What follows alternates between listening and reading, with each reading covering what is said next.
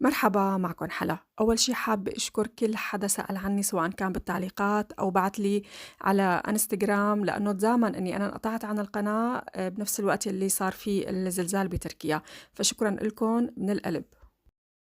إن شاء الله اليوم رح نعمل بروتين باودر بس بشغلات موجودة عنا بالبيت، بنقدر نضيفه للحليب، لأي سموذي نحن بنعمله، ممكن بنعمل بانكيك ممكن نحط معلقة، فبيعطينا كمية منيحة من البروتين بمعلقة واحدة بس وبشي كله طبيعي. هلا أول شي رح نستخدم ربع الكوب لحتى نقدر ناخد كمية معقولة، يعني نحن كل ما بتخلص نحن بنرجع مجددة. فعندي ربع كوب من الفول السوداني، عندي ربع كوب من الجوز، من اللوز، من اللب السوري، وفي عندي شوفان.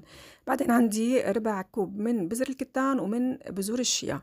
بنقدر نحط المكسرات كلها، مثلا 3 أرباع الكوب فول سوداني بنقدر، إذا ما أنا متوفر عنا أنواع يعني من المكسرات، ناخدهم ونحمصهم شوي ما عدا بذر الكتان والبذور الشيا.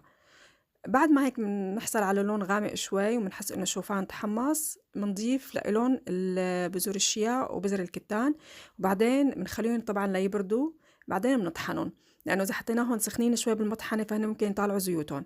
هلا هون صار عندي جاهز، ممكن إني آخد معلقة كبيرة حتى بقلب حليب أي نوع أنتو بتحبوه، ممكن إني أشربه حتى بالمي، بقدر إني استعمله.